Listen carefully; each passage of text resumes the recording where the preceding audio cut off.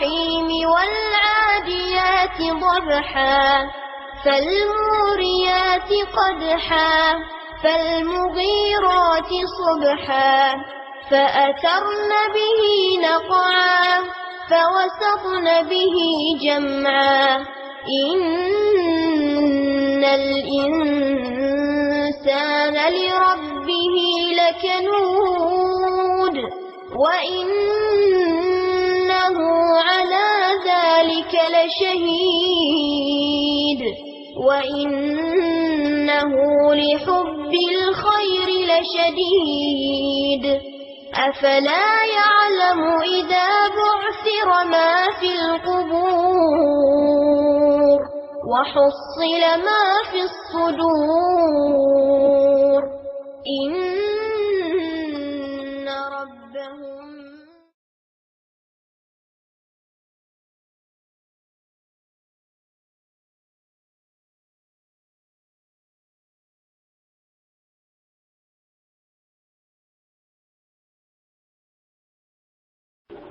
என்ன முதலாவது கேள்வி என்ன கேட்கிறாங்கன்னா, மார்க்கத்தினுடைய வணக்க வழிபாடுகளை செய்யக்கூடியவர்கள் தௌஹீத் ஜமாத்தை எதிர்க்கிறார்கள். ஏன்? மார்க்கத்தில் ஈடுபாடு இல்லாதவன் எதிர்த்தா அது ஒரு கோணத்தில் எடுத்துக்கொள்ளலாம். தொழுகை நோன்பு இதையெல்லாம் செய்யறவங்க, அதாவது நல்ல காரியத்தை செய்யக்கூடியவங்க இதை தௌஹீத் ஜமாத்தை எதிர்க்கிறாங்க. அதான் அந்த கேள்வியுடைய அடிப்படை. பொதுவாக நம்ம விலகிக் கொள்ள வேண்டிய விஷயம் என்ன என்று சொன்னால், மார்க்கத்தை யார் விளங்காமல் இருக்கிறார்களோ அவங்களை விட தப்பாக விலகி வைத்திருக்கிறவங்க தான் கடுமையை எதிர்ப்பாங்க. இந்த தொழுகை நோம்பு இதெல்லாம் இல்லாம தெருவில் சுத்தி இருக்கிறாங்க, அவங்களுக்கு மார்க்கம் தான் என்னன்னு தெரியாது.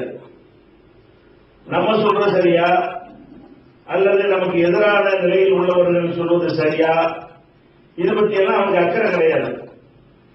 அவன் கண்டதே காட்சி என்று வாழக்கூடியவனாக இருக்கிறான். அப்ப அவனுக்கு தௌஹீத் ஜமாத் மேலையெல்லாம் ஒரு பெரிய ஒரு விமர்சனமோ ஒரு எதிர்ப்போ வருவதற்கு வழி இல்லையே. அவனுக்கு நம்ம சொல்றதுதான் மார்க்கமா அவன் சொல்றது மார்க்கமான்னு தெரியாது.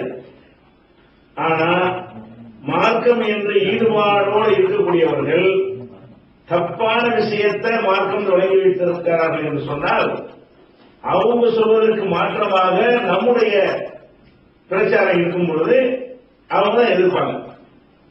ஆனா அவங்களுக்கு சின்ன வயசுல இருந்தே எது சொல்லிக் கொடுக்கப்பட்டதோ அதுதான் சரியான மார்க்கம் என்று நினைக்கும் பொழுது அதை தவறு என்று நாம் விமர்சனம் பண்ணுறோம். அப்ப அவங்க அறிவை கொண்டு சிந்தித்து பார்த்து இது சரியா அது சரியா, இவங்க ஏன் எதிர்க்கிறாங்க, அதுக்கு சொல்லக்கூடிய காரணங்களும் ஆதாரங்களும் சரியா இருக்குதா என்று பார்த்து முடிவெடுக்காமல் அவங்க நினைப்பாங்கன்னு கேட்டா, இது எப்படி நீங்க எதிர்த்து போச்சு, இதை நீங்க திருக்குறானை நீங்கள் புரட்சி பார்த்தீர்கள் என்று சொன்னால், இந்த மார்க்கம் என்றே சில விஷயங்களை தப்பா செய்யறாங்க பாருங்க, அவங்க தான் நபிமார்களை அதிகமா எதிர்த்திருக்கிறாங்க. அப்ப நபிகள் நாயகம் ஸல்லல்லாஹு அலைஹி வஸல்லம் காலத்தில் வாழ்ந்த மக்காவில் உள்ள முஸ்லிம்கள் வணக்க வழிபாடு செய்யாதவங்களா, இல்ல கடவுளை இல்லைன்னு சொல்லிட்டு இருந்தாங்க. அவங்க அல்லாஹ்வை தான் நம்பினாங்க. அல்லாஹ்வுடைய ஆலயமாகிய காபாவுல தான் அவங்களும் தவாப் செய்கிறாங்க. எந்த ஒரு செயலை செய்வதாக இருந்தாலும் அல்லாஹ் அமரனா பிஹா, இது அல்லாஹ் தான் எங்களுக்கு உத்தரவிட்டான் என்று சொல்லிக் கொள்வார்கள்.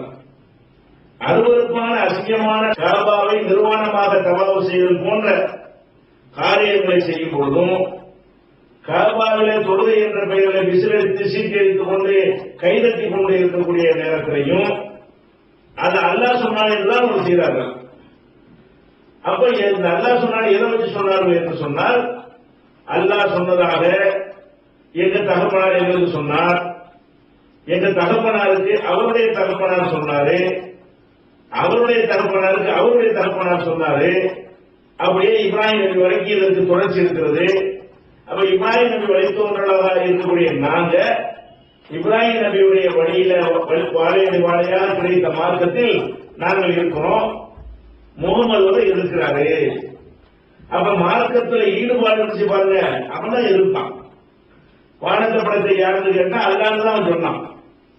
பூமியை படைத்தது யார் என்று கேட்டால் அல்லாஹ் என்று சொன்னார். அல்லாஹ் ஏன்டா இதெல்லாம் சிலைகளை வணங்குறீங்கன்னு கேட்டா நாங்க இந்த சிலைகளை கடவுள் என்றா சொல்லிட்டோம். அல்லாஹ்விடத்துல வாங்கி தருவார்கள், பரிந்துரை செய்வார்கள். ஹாவுலாய் சுபஹானா இல்லல்லா, இவங்க அல்லாஹ்விடத்துல எங்களுக்கு பரிந்துரை செய்வார்கள் என்றுதான் சொன்னார்கள். அப்ப அல்லாஹ் நம்புறான், அல்லாஹ்ட்ட பரிந்துரை செய்ய நம்புறான். மார்க்கத்தில் அவங்க ஈடுபாடா இருக்கிறான். அவன் அறிந்த ஒரு மார்க்கத்தில் ஈடுபாடா இருக்கும் பொழுதுதான் நாம் எதில் ஈடுபாடாக இருக்கிறோமோ அதற்கு மாற்றமாக இவர் ஈடுபடுறாரு என்று அவனுக்கு கோபம் வருகிறது. அவன் என்ன செய்யறான்? இன்னா வஜ்னா ஆபானா கதாலிக்கு எப்பவும் எங்களுடைய முன்னோர்கள் இது மாதிரி செய்யறத நாங்க பார்க்கோம். இன்னால ஆசாரியும் நமக்கு தரும், அவங்க வழியில நாங்கள் பின்பற்றி செல்வோம். அப்ப முன்னோர்கள் வழி மார்க்கம் என்கிற பெயர்ல ஒன்று விதைக்கப்பட்டு இருக்கிற காரணத்தினாலதான் எதிர்த்தான். ஒரு காலி பாத்திரமா இருந்தா தவணையை கொண்டு ஊத்தி விடலாம். ஒரு பாத்திரத்துல சிற்பி என்கிற ஒரு நஜீஸ் இருக்குன்னு அதுக்குள்ள கொண்டே தவணை ஊற்ற முடியுமா? அப்ப அந்த ரெண்டு வேலை நடக்க வேண்டியிருக்கு. காலி பாத்திரத்துல ஒரே வேலை, காலி இல்லாம தவறான பொருளை நிரப்பி இருக்கக்கூடிய பாத்திரங்கள்ல முதல்ல கசனை நீக்கணும், அப்புறம் நல்லதை போடணும். இந்த ஒரு நிலையில் இவர்கள் இருக்கிறார்கள். நீங்கள் யாரை பற்றி கேட்கிறீர்களோ அந்த மக்கள் எல்லாம் நல்லது என்கிற பெயர்ல நஜீஸை வைத்துக் கொண்டு அது ரொம்ப பெரிய நறுமண பொருள் என்று அவர் நினைத்துக் கொண்டிருக்கிறார்கள். அப்ப நறுமணம் இல்லைன்னு புரிய வைக்கணும், அது நஜீஸ் விளங்க வைக்கணும், தூக்கி போடுறான்னு சொல்லணும். அதுக்கப்புறம் நீங்க நல்ல நறுமணத்தை கொண்டே ஊற்றணும். அப்ப என்ன ஆகும்னா அப்பதான் அவங்க எடுத்துக்கொள்வார்கள். அதனால நம்ம மார்க்கத்தை நம்ம சொல்லும் பொழுது எதிர்க்கிறவங்க நீங்க பாத்தீங்கன்னா பள்ளிவாசல்ல சொல்லக்கூடியவர்கள், இன்னும் சொல்லுமா நீங்க பாருங்களேன், வெளியிலே உள்ள விஷயங்கள்ல எல்லாம் எதிர்ப்பு வரமாட்டேங்குது. பள்ளிவாசல் எதிர்க்கலாம், அடிக்கிறது போட போறோம், யாரும் பள்ளிவாசல் தான் போடுறோம். வெளி உலகத்தில் எத்தனை முஸ்லீம் மக்கள் இருக்கிறாங்க, அவங்க நம்மளோட சண்டைக்கு வரலாம் இல்ல வரமாட்டேங்கிறான். அப்ப பள்ளிவாசலுக்குள்ள இந்த விவாதத்து மேட்டர்கள் அவன் தப்பு தப்பாக செய்யும் பொழுது நம்ம சுட்டி காட்டினா தான் சண்டையே வருகிறது. அதனால ஏன் எதிர்க்கிறாங்க தெரியல, அவங்க தான் எதிர்ப்பார்கள். ஏன்னு கேட்டா அவங்க தப்பா வழங்கியிருக்கிறாங்க. தப்பா வழங்கி கூட அது சரின்னு நினைக்கிறார்கள். நாம சொல்லுவது தப்புன்னு நினைக்கிறார்கள். அப்படி நினைக்கும் போது என்னவாகுது, சரியான மார்க்கத்தில் நம்ம அப்பா பாட்ட வழியில் இருக்கிறோம், அதை இவங்க நாட்டு முடிச்சவங்க தவறு சொல்றாங்க, இவங்க விடக்கூடாது என்று மார்க்கத்தை காக்க போறோம் நினைத்துக் கொண்டு மேலும் மேலும் தவறுகள் செய்து கொண்டிருக்கிறார்கள். அதனால அவங்க எதிர்ப்பதை வச்சு என்ன செய்யக்கூடாது, தொழுகிறவங்க எல்லாம் எதிர்க்கிறாங்க, தொழுகிறவங்க தான் ரொம்ப எதிர்ப்பான். ஏன் தப்பா சொல்றான்? நோம்பு வைக்கிறவங்க எதிர்க்கிறாங்க, அவன் எதிர்ப்பான். ஏன் நோம்பு தப்பா இருக்குது. ஜக்காத்து கொடுக்கறவங்க எதிர்க்கிறாங்க, ஹஜ் செய்யறவங்க எதிர்க்கிறாங்க, அல்லாஹ் நம்புறவங்க எதிர்க்கிறாங்க, தப்பு தப்பா நம்பி வச்சிருக்கான். அப்ப எல்லாரும் தப்பு தப்பா செய்யும் பொழுது அவன் தான் என்ன செய்வான், எதிர்ப்பானுங்கிறதுதான் அது உளவியல், அதுதான் லாஜிக், அதுதான் வரலாறு, அதுதான் நபிமார்கள் காலத்தில் நடந்தது. அதன் அடிப்படையில் தான் நம்ம காலத்தை சந்திக்கிறோம். இது வியப்பான ஒரு விஷயம் கிடையாது.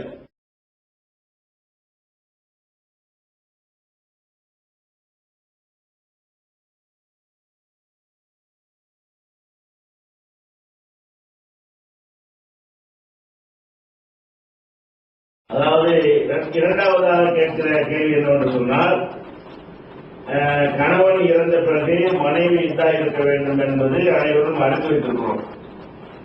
கணவன் பல வருடங்கள் வெளிநாடுகளில் இருக்கிற நிலையில் அங்கிருந்து மரணித்து விட்டால் கணவனோடு ஒரு தொடர்பு இல்லாமல் இருக்கிற மனைவி இதா இருக்க வேண்டுமா? இதுதான் இப்ப இரண்டாவதாக இருக்கிற கேள்வி. பொதுவாக சில ஏன் இந்த கேள்வி வந்தது என்று சொன்னால், இதா என்பது அந்த இறந்து போன கணவனுடைய கருவை மனைவி சுமந்திருக்கிறார்களா என்பதை கண்டறிவதற்கு தான் என்று நம்ம பரவலா விலகி வைத்திருக்கோம். ஒரு 4 மாதம் 10 நாளைக்கு ஆகும் பொழுது அந்த கணவனுடைய கரு ஏதாவது இருக்குமையானால் அந்த குழந்தையை பெற்றெடுத்த பிறகு நீங்க கல்யாணம் பண்ணிக்க. 4 மாதம் 10 நாள் வரைக்கும் எந்த ஒரு சிம்டம்ஸ் இல்லை என்று சொன்னால் அப்ப நீங்க உடனே வேற ஒரு மேரேஜ் பண்ணிக்க. மேரேஜ் பண்றதுதான் இதாங்கிறது. அப்ப இந்த மாதிரியான ஒரு சட்டம் ஏற்கத்தக்கதாக இருக்கிறது. ஆனால் வெளிநாட்டில் கணவன் இருக்கும் பொழுது அப்ப இந்த மனைவி ஒரு குழந்தை பெறுவதற்கான எந்த ஒரு வாய்ப்பும் இல்லை, கரு உருவாவதற்கு எந்த ஒரு முகாந்திரமும் சான்ஸும் இல்லை. அப்படிங்கிற ஒரு நிலையில இவங்க இதா இருக்கணுமா என்பது கேள்வி. மார்க்க மார்க்க சட்டத்தை பொறுத்த வரைக்கும் கணவன் இறந்து விட்டால் இதா இருக்க வேண்டும் என்பதுதான் மார்க்கத்தில் சொல்லப்பட்ட சட்டம். இந்த குழந்தையை கண்டறிதல் என்பதெல்லாம் அதிலிருந்து விளங்கி நாம் சொல்லக்கூடிய விளக்கம். குழந்தைக்காகத்தான் இதா இருக்க வேண்டும் என்று ஒரு வாசகம் குர்ஆனிலேயோ ஹதீஸில் இருக்குமையானால் இது இல்லைன்னு சொல்லிவிடலாம். இது இதாங்கிற இந்த சட்டத்தை ஏன் இஸ்லாம் தந்திருக்கிறது என்பதை நாம விளக்கும் பொழுது இந்த காரணத்தை நம்ம மக்களுக்கு சொல்லுவோம். அப்ப அந்த மாதிரியான ஒரு அடிப்படையில நம்மளா ஒரு காரணம், நம்ம சொல்ற காரணம் பொருத்தமான காரணம் தான். ஆனா அதை அல்லாஹ் ஒரு சொல்லல. ஆனா அந்த காரணத்துக்காகத்தான் அந்த சட்டம் வந்ததுங்கிறது நம்ம அறிவுக்கு வழங்குகிறது. இந்த அடிப்படை நம்ம சொல்லுவோம். ஆனா இதாவுடைய வசனங்கள் எப்படி இருக்கிறது? யார் மனைவிமார்கள் எந்த கணவன்மார்கள் இறந்து விட்டார்களோ அவங்களுடைய மனைவிமார்கள் அறுபாத் அசுரின் வாசரா 4 மாதங்கள் 10 நாட்கள் அவங்க மறுமணம் செய்யாமல் வெயிட் பண்ண வேண்டும், காத்திருக்க வேண்டும். 4 மாசம் 10 நாளைக்கு தான் திருமணம் செய்யணும் அப்படின்னு சொல்வது குர்ஆனுடைய வசனம். இதுல உள்நாட்டில் இருந்தாலும் சரி, வெளிநாட்டில் இருந்தாலும் சரி, தொடர்பு இருந்தாலும் சரி, இல்லாட்டாலும் சரி, கணவன் இறந்ததற்காக செய்ய வேண்டிய ஒரு விஷயம் என்கிற ஒரு வகையில இது என்னவாகிறது, அந்த சட்டம் தேவையானது. வெளிநாட்டில் இருந்தால் கூட இந்த பொதுவான வசனத்தின் அடிப்படையில கணவன் இறந்துட்டாரா இதா இல்லை அப்படின்னு நம்ம சொல்ல வேண்டும். குழந்தைக்காகத்தான் சொல்லி இருந்தால் கூட பொதுவான சில சட்டங்களை போடும் பொழுது சில விதிவிலக்குகள் இருக்கும். அப்ப எப்படி விதிவிலக்கு? ஒரு ஓட்டையை ஒரு சட்டத்தை வச்சோன்னு வைங்களேன், அதை யூஸ் பண்ணி நிறைய பேர் அந்த இதா கடைபிடிக்காம போயிடுவாங்க. வெளிநாட்டில் இருந்தால் அவர் சேரவில்லை என்றால் இதா இல்லை அப்படின்னு ஒரு சட்டம் எடுத்து வைங்க. கணவனை சேர்ந்தவங்க என்ன செய்வாங்க, நாங்க சும்மா தான் இருந்தோம், 2 வருஷமா நாங்க சேரவே இல்லையாங்க, உடனே கல்யாணம் பண்றதுக்காக வேண்டி. அப்ப அந்த ஓட்டு சட்டத்துல ஒரு மிஸ்யூஸ் பண்ணக்கூடிய, அதாவது தவறாக சட்டத்தை பயன்படுத்தக்கூடிய வாசல்கள் இருந்தால் அதை அடைச்சுதான் சட்டம் போடணும். அந்த ஒரு அடிப்படையில தான் குழந்தைக்காகத்தான் இதான் இருந்தா கூட வெளிநாட்டில் இருக்கிற கணவன் இங்க இவனோட சேர்ந்திருக்க இயலாது என்று இருந்தால் கூட அதுல என்ன இருக்குன்னா அந்த இந்த இதுதான் வேணும் ஏன்னா காரணத்தை நாம சொல்கிறோம், அறிவுபூர்வமா இருக்கிறதுக்காக சொல்றோம் என்று அது ஒரு விஷயம். இரண்டாவதாக என்னன்னு கேட்டா, வெளிநாட்டில் கணவன் இருந்தால் கூட அந்த கணவன் ஊருக்கு உலகத்துக்கெல்லாம் தெரியாம போயிருக்க முடியாதா? பாஸ்போர்ட்ல பாஸ்போர்ட் 2 பேர் வச்சுக்க முடியாதா? கணவன் மனைவி மத்தியில் தொடர்பு இல்லை என்பது வெளிநாட்டில் இருக்கிற காரணத்தினால் அடித்து சொல்ல முடியாது. வெளிநாட்டில் ஏதோ காரணத்துக்காக இருந்துட்டு 2 தடவை இடையில கூட போயிருப்பாரு, யாருக்கும் சொல்லாம கூட வந்திருப்பாரு, ராத்திரி கூட வேலை ஓடி போயிடுவாரு. அந்த மாதிரி எல்லாம் கூட வந்திருக்கிறதுக்கு வாய்ப்பு இருக்குமே. அதெல்லாம் கவனத்தில் விடணுமா இல்லையா? அப்படி பார்க்கும் பொழுது வெளிநாடுகளில் இருந்தால் கூட ஏதாவது நடந்திருக்க வாய்ப்பு இருக்கிறது என்கிற ஒரு அடிப்படையில் அந்த சட்டம் போடப்படுகிறது. அதே மாதிரி இன்னொன்று நீங்க கவனிக்கணும், இந்த குழந்தைக்கு தான் அந்த இதா என்பது ஒரு பெரும்பான்மை கருத்து கூட நம்ம சொல்றோம். ஒரு பெண் அந்த மாதவிடாய் காலத்தை எல்லாம் கடந்து விட்டார், அவளுக்கு இதா இல்லைன்னு சொல்ல முடியுமா? மாதவிடாயே இல்லாம போய் 40, 45, 50 வயசு ஆகிட்டு சொன்னால் அவங்களுக்கு தான் இதா இருக்க வேண்டும். அப்ப அவங்களுக்கு தான் குழந்தை வராது அப்படின்னு சொல்ல முடியாது, வராதுதான். ஒரு பை சான்ஸ் வந்துட்டா அப்படி வரல. செய்தித்தாள் படிக்கிறோம், 90 வயசு கிளவி கர்ப்பமானாலும் படிக்கிறோம். பெரும்பாலும் 50 வயசு 60 வயசுல குழந்தை உண்டாக மாட்டாங்க. அது பெரும்பான்மையாக உள்ள ஒரு விஷயம். ஒண்ணு அப்படி அகஸ்மாத்த நடந்துச்சுன்னா அதெல்லாம் கருத்தில் கொண்டு அவங்களுக்கு இந்தாண்டி எது சொல்லப்படுது, சின்ன வாய்ப்பு அங்கே இருக்கிறது. வெளிநாட்டில் இருந்தாலும் கூட அங்கே ஒரு வாய்ப்பு தான் செய்கிறது. அல்லது வயசான அந்த குழந்தை பேரை கடந்த பிறகு கூட சேர்வதற்கு வாய்ப்பு இருக்கிறது, குழந்தை உண்டாவதற்கு வாய்ப்பு இருக்கிறது. இப்ப சக்கரியா நபியுடைய வரலாறு நல்லா குரான் சொல்லி காட்டுறான். அவரே நானும் கடந்து போயிட்டேன், என் மனைவி பிள்ளைகள் எல்லாம் இருக்கிறா, கிளவியா இருக்கிறா, நானும் சரியான கிளம்பாகிவிட்டேன், எங்களுக்கு வாரிசுல கொடுத்து நல்லா இருக்கிறதா கொடுத்தானே இல்லையா? அப்ப எந்த பருவத்தில் குழந்தை வராது என்று உலகம் முடிவெடுக்கிறதோ அந்த பருவத்திலையும் அரிதாலும் குழந்தை உண்டாகும், அதான் நாடிதான். அப்ப நம்ம அதை என்ன செய்யணும், அதை கருத்தில் சட்டப்பட வேண்டியிருக்கிறது. அதாவது முழுமையான வாய்ப்பு இல்லாவிட்டாலும் வெளிநாட்டில் இருந்தால் கூட அது ஒரு சின்ன வாய்ப்பு தான் செய்கிறது. ஏன் சந்தேகத்துக்கு இல்லாம இத்தான பெரிய கஷ்டமா? ஒரு 4 மாசம் 10 நாளைக்கு கூட கல்யாணம் பண்ண போறாங்க, மறுமணம் தான் மேட்ரு. இத்தாங்கிறத நம்ம இருட்டை அழைச்சி போட்டு அப்படி சில நடைமுறைகள் மக்கள் செய்யறாங்க பாருங்க, அதுதான் இதாங்கிறதுனால பெரிய குடும்பம் மாதிரி கஷ்டமாக உங்களுக்கு தெரியும். இஸ்லாத்தில் அப்படிலாம் சொல்லப்படவே இல்லை. சாதாரணமா எல்லா நாட்களிலும் அவர்கள் இருப்பது போல இந்த காலத்திலும் இருக்கலாம். அலங்காரங்களை தவிர்த்துக் கொள்ள வேண்டும், ஈர்க்கக்கூடிய வண்ண உடைகளை தவிர்த்துக் கொள்ள வேண்டும். 4 மாதம் 10 நாளைக்கு திருமணம் சம்பந்தப்பட்ட பேச்சுவார்த்தை நடத்தக்கூடாது. இதை தவிர இந்த கண்டிஷன் கிடையாது. அப்ப அன்னைக்கு அதெல்லாம் ஒன்றும் கிடையாது. இந்த என்ன மேட்ரு, முக்கியமான மேட்ரு, 4 மாதம் 10 நாளைக்கு முன்னாடி வேற கல்யாணம் பண்ணிடக்கூடாது. பொண்டாட்டி மூத்தாப்பனா அடுத்த நாள் புதுசு கல்யாணம் பண்ணிக்கலாம், புருஷன் மூத்தாப்பனா அடுத்த நாள் பொண்டாட்டி கல்யாணம் பண்ணக்கூடாது. ஒரு 4 மாதம் 10 நாளைக்கு பண்ணணும். இந்த ஒரு விஷயம் தான் இந்த அவர்களோட சட்டம். இதுல சில தவறான வாசலை திறந்து வைக்கக்கூடாது என்பதற்காக வேண்டி சட்டத்தை பொதுவாக தான் போடப்படும். என்ன பொதுவாக போடப்படும்? கணவனை இருந்தால் 4 மாதம் 10 நாள் இருங்க, அவ்வளவுதான். இதுல வெளிநாட்டில் இருந்தாங்கன்னா இருக்கணும், வாய்ப்பே இல்லாதவங்க இருக்கணும். உள்நாட்டில் இருந்து இவனுக்கு எந்த விதமான கணவனோட தொடர்பு இல்லை அப்படின்னாதான் இருக்கணும். அது என்ன செய்யலாம், இந்த மாதிரி இந்த வாசல் திறந்து வச்சுன்னு வைங்க. ஒரு கணவன் இறந்துருவாரு, இறந்து பெண்ணு வந்து சொல்லி இவருக்கு என் கணவர் ஆண்மையில இருந்த அவரோட பேரு தான் முன்னாடி இருந்தேன், எனக்கு 4 மாதம் 10 நாள் என் நாளைக்கு கல்யாணம் பண்ண போறேன்னு சொன்னா அப்ப தவறா யூஸ் பண்ணலாமா இல்லையா? ஒரு சட்டத்தை போட்டோம்னு சொன்னா அடுத்தவங்க வந்து தப்பா யூஸ் பண்ணிடக்கூடாது. அதுக்காக வேண்டி சில சட்டங்கள் போடப்படும். 1-2 பேர் நிஜமாவும் பாதிக்கப்படவும் செய்யலாம். அந்த 1-2 பேரை கவனத்தில் கொண்டு அனைவரையும் அந்த மிஸ்யூஸ் பண்றதுக்கு நம்ம வழிவகுத்து கொடுத்துடக்கூடாது. எந்த அடிப்படையில சட்டம் என்னவென்று சொன்னால், அவங்க வெளிநாட்டு கணவர் இருந்தாலும் தான் 4 மாதம் 10 நாள் செய்யணும், அவங்க இதா இருக்க வேண்டும். அவங்க கர்ப்பிணியா இருந்தாங்க இடத்துக்குள்ள போற வரைக்கும் என்ன செய்யணும், இதா இருந்தாக வேண்டும்.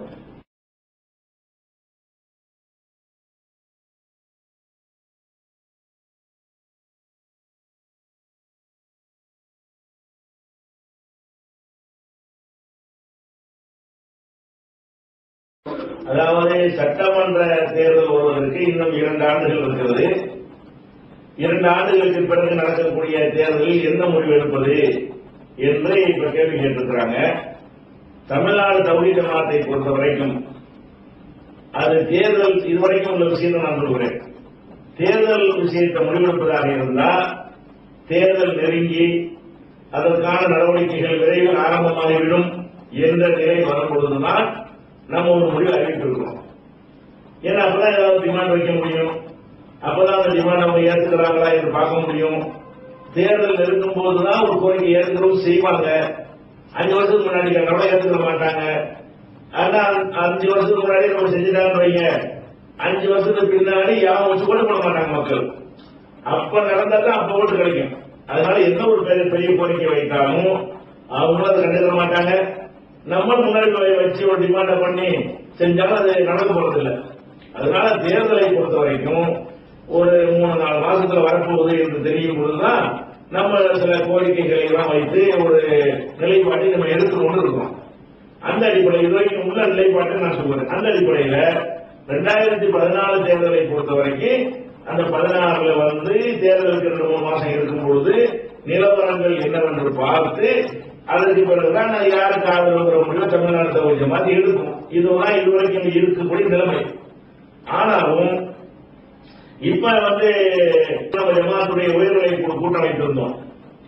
அதுல உள்ள ஒரு நிலைப்பாட்டில் என்ன மக்களுடைய கருத்து அதிகமாக எல்லா மக்கள் உயர்நிலை குழுல உள்ள எல்லா நிர்வாகிகளுமே ஒரு கருத்து வந்திருக்கும். என்ன கருத்து வந்திருக்கும் என்று சொன்னால், இந்த தேர்தல் முசீபத்து நீங்க எனக்கு போய்கிட்டே முட்டு கொடுத்து அவனுக்கு பொடிவனுக்கு போடுன்னு சொல்லி நம்ம வந்து அவனுக்கு அந்த மாதிரி மாற வேண்டியிருக்கிறது. ஒருத்தருக்கு ஆதரவுமோ நாளைக்கு ஒரு டைப்பாக நடப்போம், எதிர்ப்போம், நாளை கட்சி பிடிச்சவங்க ஆதரிப்போம், இப்படின்னு சொல்லி நம்ம அவங்களுடைய நிலைப்பாட்டை பார்த்து கொண்டு இருக்கணும். அவங்கள ஆதரிக்கிறோம்னு பிரச்சாரம் பண்ண போய் அதுல நம்ம மக்கள் வந்து மார்க்க நெறியெல்லாம் விட்டு சில பேர் விலகி இந்த அரசியல்வாதிகளுடைய இருந்ததை கலந்து இதெல்லாம் அவங்கள்ட்ட பணத்தை வாங்கி கீழே உள்ளவர்கள் அந்த மாதிரி எல்லாம் நடக்கிற இதெல்லாம் நம்ம கவனிக்கிறோம். அப்ப கஷ்டப்பட்டு ஒரு கொள்கை சார்ந்த ஒரு இயக்கத்தை உருவாக்கிவிட்டு ஒரு தேர்தலை காரணம் காட்டி நம்ம வந்து இப்பெல்லாம் நம்ம மக்கள் போறாங்க என்பதையெல்லாம் நாங்கள் நேற்றைய தினம் ஒரு பரிசீலனையில வைத்தோம். அதுபோல ஒரு மார்க்க விஷயத்தை நீங்க ஒரு கேள்வி கேட்கிறீங்கன்னு சொன்னா எஸ் நோ என்று ஆதாரத்தோடு நம்ம சொல்ல முடியும். குர்ஆன் ஹதீஸ் ஆதாரத்தோடு சொல்லும் பொழுது அதை யாராலையும் அந்த குர்ஆன் ஹதீஸை மறுக்கிற யாராலையும் மறுக்க முடியாது, ஏற்றுக்கொள்வாங்க. நம்ம அதை அவ்வளவு போல்டாக நம்ம சொல்ல முடிகிறது. தேர்தலை பொறுத்த வரைக்கும் இப்ப நம்ம ஜமாத்துல கூடி இவர் தான் நல்லவர் தான் இப்போதைக்கு இந்த போடலாம்னு சொன்னோம்னு சொன்னா உள்ள ஒருத்தருக்கு தெரியல இவரோட அவர் தான் நல்லவருமா இருக்கிறதுல இவன் தான் நல்லவன் நம்ம ஒரு வேலை சொல்லணும்னு சொன்னா நம்ம மக்கள் என்ன நினைப்பாங்க, இல்ல இல்ல இவன் தப்பா பண்ணி எடுத்துட்டாங்க அவன் தான் நல்லவனா இருக்கிறான்னு சொல்லி அதுக்கு 10 பயன் அவன் சொல்லுவோம். நம்ம இதுக்கு 12 சொல்லுவோம், அவன் அதுக்கு 13 சொல்லுவான். இது மார்க்கத்தில் இருக்கிற மாதிரி வெட்டு ஒண்ணு துண்டு ரெண்டுங்கிற மாதிரி எல்லாம் அரசியல் முடிவெடுக்க முடியவில்லை. நம்முடைய சமுதாயத்தை சேர்ந்தவர்கள் எப்படி இருக்கிறார்கள் என்று சொன்னால் முஸ்லீம்களாக இருக்கிற முஸ்லீம்களை சொல்கிறேன், அவர்கள் தௌஹீதா இருக்கட்டும், சுன்னத் ஜமாத்தா இருக்கட்டும், தப்லீகா இருக்கட்டும், யாரோ என்னவா இருந்தாலும் இருக்கட்டும், அவர்கள் முஸ்லீமா இருந்து கொண்டு அவர்கள் உள்ளத்துல திமுக தான் நமக்கு வழி சாவு வரைக்கும் ஓட்டு போடணும் என்ற தீர்மானத்தோடு முஸ்லீமா இருப்பவர்கள், அதிமுகவுக்கு தான் ஓட்டு போடணும் என்ற தீர்மானத்தோடு வாழக்கூடியவர்கள், காங்கிரஸ் தான் சாவு வரைக்கும் அப்பமான காலத்தில் அதுதான் போட்டுருக்காங்க, காங்கிரஸ் குடும்பம் அதுதான் ஓட்டு போடணும் என்று சொல்லக்கூடிய முஸ்லீம்கள். அப்ப முஸ்லீம்கள் உள்ளவர்களையே அவங்க எப்படி இந்த மார்க்கம் என்பதை பிரிக்க முடியாத ஒரு விஷயமாக இருக்கிறதோ அது மாதிரி தேர்தல் விஷயமும் அவங்களுக்கு பிரிக்க முடியாததாக உள்ளத்துல ஊன்றி இருக்கிறது. சரிபாதி முஸ்லீம்கள் சரிபாதி முஸ்லீம்கள் எவ்வளவு பெரிய கொடுமையை திமுக செய்தாலும் நான் அதுதான் ஓட்டு போட வேண்டும் இருக்கான், எவ்வளவு பெரிய கொடுமையை அதிமுக செஞ்சாலும் செஞ்சா செஞ்சிட்டு போல என்று அதுக்கு ஓட்டு போடக்கூடியவன் என்ன செய்யறான், முஸ்லிம் சமுதாயத்தில் இருக்கிறான். இப்ப இவன் என்ன செஞ்சிருக்கான் இவன் போடலாமா, இப்ப இவன் என்ன பண்ணிருக்கான் இவன் போடலாமா என்று அவ்வப்போது பரிசீலனை செய்து நிலைப்பாட்டை மாற்றி மாற்றி எடுக்கக்கூடியவர்கள் பாதி பேருக்கு உள்ளதா இருக்கிறாங்க. சரிபாதி முஸ்லீம்கள் என்ன ஒரு பிரச்சாரத்தை செஞ்சாலும் அவனை அசைக்கவே முடியல. அப்ப ஏன்னு கேட்டா அவனுக்கு ஈமான்ல ஒரு அம்சம் மாதிரி இந்த அரசியல் நிலைப்பாடு அவனுக்கு பதிஞ்சு போய்விட்டது.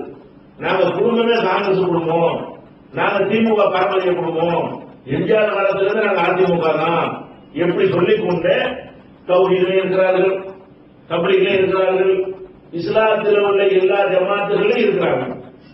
அப்ப நம்ம இந்த விஷயத்துல நம்ம ஒரு கருத்தை சொல்லும் பொழுது அது நம்ம சில விஷயங்களை ஏகத்துவத்திற்கும் சத்திய மார்க்கத்துக்கும் வருவதற்கு ஒரு பின்னடைவை ஏற்படுத்துகிறது. எப்படி பின்னடைவை ஏற்படுத்துகிறது, திமுக ஈமான் கொண்டதான் ஒருத்தர் நம்ம தௌஹீத் பள்ளிக்கு கொண்டு வரலாம், நம்ம அதிமுகவுக்கு அதை கொண்டு சொல்லியிருப்போம், அதோட திருப்பம் அதை முடிஞ்சிருக்கிறார், இவங்க அதிமுக இருக்கணும். அப்ப அதிமுக திமுக நம்ம முடிவெடுப்போம், அதிமுக முஸ்லிம் ஜமாத்துக்கு வந்துட்டு இருப்பான், சில விஷயங்கள் ஒரு நாள் திரும்பி வந்துட்டே இருப்பான், அவன் என்ன செய்வான் திமுக அவன் ஓடி போயிருப்பான். இதுகளை எல்லாம் நம்ம ஜமாத்துகளை பார்த்து கொண்டே இருக்கிறோம். அதாவது நம்ம முஸ்லீம்கள் அரசியலுக்கு அப்பாற்பட்டு காலியாக அவர்கள் இருக்கவில்லை, அவர்கள் சிந்தனையில எதுவுமே இல்லாதவர்களாக என்ன நிலைமைன்னு பார்த்து நம்ம முடிவெடுக்கிறோம் என்ற நிலையில் இல்லை.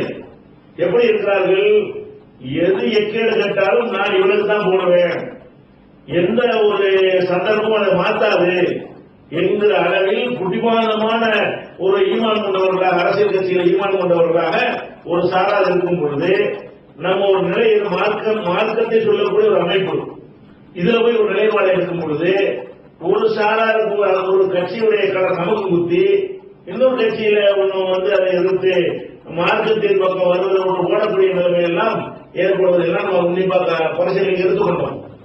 நேற்று காலையிலிருந்து சாயந்தரம் வரைக்கும் இந்த ஒரு அஜெண்டாவை தான் பேசியிருக்கிறோம். பேசி என்ன முடிவு வந்திருக்கிறோம் என்று சொன்னால் இந்த முசீபத்தை நம்ம வேணாம், தேர்தல் சம்பந்தமாக எவனை கிடக்கு போறான் மக்கள் நீங்க பார்த்து முடிவு எடுத்துருங்க, போராட்டம் பண்ணுவோம், கோரிக்கை வைப்போம், நிறைவேற்றினீங்கன்னா உங்க திறமையில ஓட்ட வாங்கிட்டு போங்க, நிறைவேற்றலன்னா எங்க மக்கள் முடிவு எடுத்துருவாங்கன்னு சொல்லிட்டு வேலையை பார்த்துட்டு போவாங்க. தேர்தல் வேலை செய்யறது, பிரச்சாரம் பண்றது, அவங்க கொடி பிடிக்கிறது, போஸ்டர் ஓட்டுறது, அது கொலைக்காட்டி நிற்கிறது, காசு வாங்குறது, இந்த மாதிரியான ஒரு மேற்று வேணாம் என்ற ஒரு நிலையை எடுத்து இதை அடுத்து வரக்கூடிய பொதுக்குழுவில் தீர்மானமாக வைத்து அதை நம்ம பைலாவை திருத்தி விடுவது. தேர்தல் கருத்து சொல்லலாம்னு ஒரு பைலா இருக்குதுல்ல, கருத்து சொல்லணும்னா வேலையும் செய்ய வேணாம், அது இது மார்க்கத்தை சொல்ற மாதிரி எல்லாம் அடிச்சு சொல்ற அளவுக்கு நம்மளே தேர்தல் வேண்டாம் சொல்லலாமே தவிர எவனுக்கும் வைக்கிறவன் செய்ய முடியாது, ஒருத்தர் 6 லட்சம் நம்ம செய்யறோம், இந்த கோரிக்கையை ஏற்றுக்கொள்வதா சொல்லிவிட்டா நீங்க ஓட்டு போடணும். அவன் ஏற்றுக்கலன்னு நம்மளை போட்டு பிடிப்பாங்க. நான் கொடுக்கறதா சொன்னா நான் பொறுப்பாளி இருக்கு. இவன் தர்மமா ஓட்டு போடுறது, அவன் தர்மமா ஓட்டு போடுறது நான் சொல்லி அதை நம்பி நீங்க ஓட்டு போட்டு அவன் தரலன்னு என்னையும் பிடிச்சீங்கன்னா எங்கிற மாதிரியான ஒரு நிலையெல்லாம் நாம ஏன் இவர்களுக்காக பொறுப்பேற்க வேண்டும்? விழிப்புணர்வு ஊட்டக்கூடிய போராட்டமும் நடத்துவோம், அந்த மக்களுக்கு எல்லாம் காட்டுவோம்.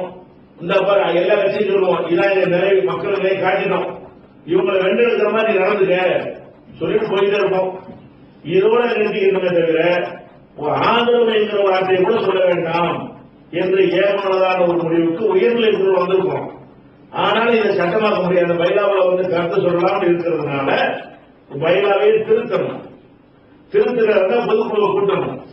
அடுத்து வரக்கூடிய பொதுக்குழுல இந்த விஷயங்களை எங்கள் மக்களுக்கு நம்ம விலைக்கு சொல்லி இந்த தேர்தலுக்கு எவனை கிடக்கிட்டு போறான், நம்ம வாடுகிற வேலை பார்த்து மார்க் வேலையை பார்த்துட்டு இருக்கோம் என்கிற ஒரு நிலைப்பாட்டுக்கு வந்துடுவோம். இதனால் நம்முடைய நம்பிக்கை பாதிக்கப்படுகிறது, நம்முடைய உறுதிப்பாட்டில் ஒரு கேள்வி வருது, நம்முடைய நாணயம் கேள்விக்குறியாக்கப்படுகிறது, நமக்கு ஒரு சபலம் ஏற்படுகிறது. அரசியல்வாதிகள் ஒரு தேர்தலில் ஏற்பட தொடர்பு வைத்துக் கொண்டு நம்முடைய தொழில் துறை போக்குவரத்து பயன்படுத்திக்கலாமே என்கிற மாதிரியான ஒரு எண்ணங்களும் நம்முடைய மக்கள் மத்தியில் கீழே விளைக்கப்படுகிறது. இதையெல்லாம் கவனத்தில் கொண்டு கஷ்டப்பட்ட மக்களை மீட்டெடுத்து வந்து திரும்ப கொண்டிய விவசாய போகணும் என்பதற்காக வேண்டி இந்த ஒரு நிலையில் நாங்கள் எடுக்கிற மாதிரி ஒரு முடிவு உயர்நிலை எடுத்துக்கிற காரணத்தினால 2016 சரி 3016 சரி இந்த கேள்வி யார் ஆரம்பிங்க கேள்விய நம்ம கேட்க முடியாது. அந்த பொதுக்குழு அந்த முடிவை நாங்கள் எடுத்து அறிவிப்போம்.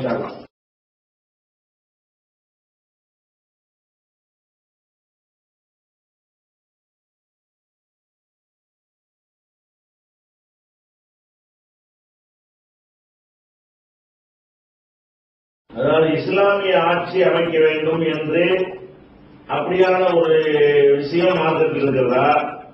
இஸ்லாமிய ஆட்சி அமைக்கணுமா, அது கடமையா என்கிற கேள்வி கேட்கிறாங்க. சில விஷயங்கள் கேட்பதற்கு ரொம்ப அழகா இருக்கும், நமக்கு விருப்பமானதாக இருக்கும். ஆனா அறிவை கொண்டு சிந்திச்சு பார்த்தீங்கன்னு சொன்னா அது ஒரு சாத்தியமற்றதாகவும் ஒரு பைத்தியகாரமாகவும் இருக்கும். அந்த மாதிரி ஒரு செய்திகள் தான் அந்த இஸ்லாமிய ஆட்சி என்கிற ஒரு கான்செப்ட். இஸ்லாமிய ஆட்சியை அமைக்க போறோம் அப்படின்னு சில பேர் கிளம்பி இருக்கிறார்கள். அதுக்காக வேண்டி மக்கள் தொகை செய்வது இந்த காப்பி ஆட்சியெல்லாம் இருக்கக்கூடாது, நம்ம ஒரு இஸ்லாமிய அரசை உண்டாக்க வேண்டும், அதற்காக பாடுபட வேண்டும் அப்படிங்கிற மாதிரியான ஒரு சிந்தனையை மக்கள் மத்தியில் சொல்லுவாங்க. இவன் உணர்ச்சியை அடிப்படையாக கொண்டு முடிவெடுக்கக்கூடியவனாக தான் மக்கள் இருக்கிறான், குறிப்பா இளைஞர்கள். அவன் நினைக்கிறான், ஆமா எதுக்கு கந்தசாமி ராமசாமி ஆட்சியாளர் ஆக்கணும், நம்ம அப்துல்லாஹ் ஆகி போவோமே, அவர் ஒரு திருத்தம் வச்சிருக்கிறாரு அப்படின்னு நினைத்துக் கொண்டு பயங்கர சந்தோஷமாயி நானும் வந்து இஸ்லாமிய ஆட்சி அமைக்க. ஏன்னா இது நல்ல உணர்ச்சிக்கு தீனி போடக்கூடிய விஷயமா இருக்குது. அதனால என்ன செய்யறாங்கன்னு கேட்டா அதுக்கான முயற்சியில் இறங்கிறாங்க. அதை நினைச்சு மூல செலவு செய்வது, மக்களிடம் கொண்டு போவது, இப்படியாக பேசுவது என்றெல்லாம் ஈடுபடுகிறார்கள். இதுல நான் பல விஷயங்களை உங்களை கொண்டு வரேன். முதலாவதாக நபிமார்களை அல்லாஹ் அனுப்பினான். நபிமார்களை அல்லாஹ் அனுப்புனது இஸ்லாமிய ஆட்சி அமைப்பதற்கு அனுப்பினானா அல்லது அனைவரையும் இஸ்லாத்திற்கால் கொண்டு வரணும் என்பதற்கு அனுப்பினான்? ஒரு இஸ்லாமிய அரசியல் கட்சி ஆரம்பிச்சாங்க, நான் உங்களை எல்லாம் ஆட்சி செய்வதற்காக நான் வந்திருக்கிறேன் என்று சொல்லி அதற்காக வேண்டிய மக்கள்கிட்ட பிரச்சாரம் பண்ணாங்க. அல்ல அவங்களை ஏற்றுக்கொண்டிருந்தாங்க அந்த மக்கள். அவங்கள்ட்ட நம்ம இஸ்லாமிய ஆட்சியை அமைக்க போகிறோம், பெரிய அரசியல் கட்சி நம்ம ஆட்சியை பிடிக்க போகிறோம் அப்படின்ற மாதிரி ரசூலுல்லாஹி சொன்னாங்களா? இல்ல. அப்படி சொல்லி இருந்தா ஊரை விட்டு அள்ளப்பட மாட்டாங்க. அரசியல் கட்சி ஆரம்பிக்க போறோம்னு சொன்னா அவங்க என்ன பண்ணிருப்பாங்க, எந்த கட்சியில் சேர்ந்தது நிறைய பேர் சேர்ந்திருப்பாங்க. அப்ப அனைத்து தீமைகளுக்கு எதிராக கடுமையான ஒரு போராட்டத்தை தான் இறை தூதர்கள் செஞ்சார்களே தவிர எந்த இறை தூதரும் எந்த ஒரு கட்டத்திலையும் நான் இஸ்லாமிய ஆட்சி அமைக்க போகிறேன் சொன்னதே கிடையாது. எந்த ஒரு குர்ஆனுடைய வசனத்திலையும் நீங்கள் இஸ்லாமிய ஆட்சி எப்படி நிறுவுகிறீர்கள், ஏன் அதற்கு நீங்கள் பாடுபடாமல் இருக்கிறீர்கள் என்று ஒரு கேள்வி கேட்கப்படவே இல்லை. குர்ஆன்ல எந்த இடத்திலேயாவது இஸ்லாமிய ஆட்சியை உண்டாக்குங்கள் என்று சொல்லி இருந்தா அல்லாஹ் சொல்லிவிட்டான் நம்ம செய்யணும் என்று வரும். அல்லது இறை தூதர்களாவது நாங்கள் இஸ்லாமிய ஆட்சியை உருவாக்குவதற்கு வந்திருக்கிறோம் அப்படின்னு சொல்லியிருப்பார்களே. ஆனால் அப்ப இறை தூதர்கள் அதுக்காக அனுப்பப்பட்டிருக்கிறார்கள் என்று நம்ம செய்யணும். அந்த ஒரு ஆட்சிக்கு அனுப்பப்படவே இல்லை. அவங்க ஏகத்துவத்தை சொல்லுவாங்க, ஒரு இறைவனை வணங்க வேண்டும் என்று சொல்வார்கள். இறைவன் தடை செய்திருக்கிற எல்லாத்தையும் தாட்சணியம் இல்லாமல் எடுத்து தடுப்பார்கள். இறைவன் கட்டளையிட்டிருக்கிற எல்லா நல்லறங்களையும் மக்களுக்கு போதிப்பார்கள். இப்படி போதிக்கக்கூடிய நேரத்தில் ரெண்டு விளைவு ஏற்படும். சில இறை தூதர்கள் சொன்னதை ஏற்று அதிகமான மக்கள் அவங்களுக்கு பின்னாடி வந்துட்டாங்கன்னு சொன்னா, அதிகமான மக்கள் உண்டான பிறகு அங்கு ஒரு ஆட்சித்தனால உண்டாயிடும். ஒரு ஊர்ல 1,00,000 பேர் இருக்கு, ஒரு நாட்டில் 1,00,000 பேர், அந்த காலத்தில் அவ்வளவுதான் இருப்பாங்க. 1,00,000 பேர் இருக்காங்கன்னு வைங்க. ஒரு நபி எல்லாம் அனுப்பலாம். அவரை எல்லாம் வணங்குங்க, கல்லு மண்ணை வணங்காதீங்கன்னா அவர் சொல்லுவாங்க. தொழுவங்க நோவு வைங்கன்னா அந்த நபி சொல்லுவாங்க. திருடாத வச்சுவாங்க அதுதான் சொல்லுவாங்க. அப்படி சொல்லும் போது 2, 3, 10, 100, 50, 100, 1000 போய் ஒரு 50,000 தாண்டி இந்த பொண்ணு ஏற்றுக்காங்கன்னு வைங்க. அப்ப அதிகமான மக்களுடைய ஆதரவு அவருக்கு இருக்கிற காரணத்தினால் அவருக்கு கீழே தன்னால அந்த ஒரு ஆட்சி உருவாகிவிடும். ஆட்சி உருவாவதற்கு அனுப்பப்படுவது கிடையாது. ஆட்சி எப்ப உருவாகும்? அதிகமான மக்களின் ஆதரவு கிடைத்து விட்டால் ஆட்சி உருவாகி இருக்கிறது. ரொம்ப குறைந்த நபிமார்கள், அதிகமான நபிமார் நிலைமை என்ன? அவர் சொல்லுவாங்களா, கொலைய பண்ணி போட்டுவாங்க. ஆட்சி அமைப்பதற்கு அல்ல அனுப்பினாலும் இங்க கொலை பண்ண விட்டுற வராங்க. அது ஆட்சி அமைப்பதுதான் நபிமார்களுடைய வேலை என்று இருக்குமையானால் அவர் அந்த வேலையை செய்வதற்கு உதவிதான் நல்லா செய்வான தவிர அவர் தீர்த்து கட்டுவதும் செய்ய மாட்டான். அப்ப எத்தனை நபிமார்கள் கொல்லப்பட்டார்கள்? பரீகன் தத்துவம், பரீகன் கல்லத்துவம், பரீகன் தத்துவம். இவர்களை பார்த்து அல்லா கேட்பாங்க, எத்தனை நபிமார்களை நீங்க பொய்யீங்க, எத்தனை நபிமார்களை கொன்றீங்க? அப்ப ஏற்றுக்கொள்ளாமல் வெற்றி அடித்திருக்கிறான், நாடு கடத்தி இருக்கிறான், கொலையும் செஞ்சிருக்கிறான், அகதிகளாக நாடற்கு திரிய நிலைக்கு அல்லாஹ் உள்ளாக்கி இருக்கிறான். அப்ப அல்லாஹ் இஸ்லாமிய அரசு உண்டாக்குவதற்கு தான் தூதரை அனுப்பினான் என்று சொன்னால் ஒவ்வொரு இறை தூதர் அரசை உண்டாக்கிட்டு தான் வர்ணிப்பார். எதற்கு அனுப்பினாலும் சரி நடக்கணும். அரசுக்கு அனுப்பவே இல்லை. ஒரு மூசா நபி, ஒரு சுலைமான் நபி, ஒரு தாவூது நபி, ஒரு ரசூல் ஸல்லல்லாஹு அலைஹி வஸல்லம், இப்படியான சில நபிமார்கள் கையில் அல்ல ஆட்சியை கொடுத்தாங்க. அப்ப அந்த மாதிரி எல்லாரும் கொடுத்தாங்கன்னா கொடுக்கல. அப்ப ஆட்சி என்பது நம்ம வேலையை ஏகத்துவத்தின்பால் மக்கள் அழைத்துக் கொண்டு இருந்தால், நம்முடைய கொலைக்கு பின்னால் அதிகமான மக்கள் வென்றெடுக்கப்பட்டால் தன்னாலே அது ஒரு ஆட்சி உண்டாகிவிடும். எந்த தலைவன் கீழ் அதிகமான மக்கள் திரளுகிறார்களோ அதுக்கு பேர் தான் ஆட்சி. அது ஆட்சி தான் அது உண்டாகி ஆகும். இப்ப ரசூல் ஸல்லல்லாஹு அலைஹி வஸல்லம் மக்காவுல 13 வருஷம் ஆட்சி உண்டாகல. ஏன்? அவங்க ஊர் ஒதுக்கப்பட்டிருந்தாங்க, பேச முடியவில்லை, தொழ முடியவில்லை, நடமாட முடியவில்லை, முஸ்லிம் என்று சொல்லிக் கொள்ள முடியவில்லை. இந்த மாதிரியான ஒரு சித்திரவதைக்கு உள்ளாக்கப்பட்டார்கள். அப்ப அந்த ஊர்ல வாழ முடியாத ஓடுனாங்க வேற ஊருக்கு. அங்க போன பிறகு 10, 20, 30, 40 ஊட்டி ஊர்ல மெஜாரிட்டி ஆயிட்டாங்க. மதீனாவுக்கு போன பிறகு மெஜாரிட்டி ஆகியிருக்க பிறகு நம்ம தான் அதிகமான மக்கள் இருக்காங்க போது அதனை பயன்படுத்திக்க இஸ்லாம் என்ன சொல்றது கேட்டா, அல்லதீன மக்கள் நாமும் பிள்ளாது, நாம் அவர்களுக்கு நம்ம ஆட்சி வழங்கினால் அவர்கள் இதெல்லாம் செய்வார்கள்.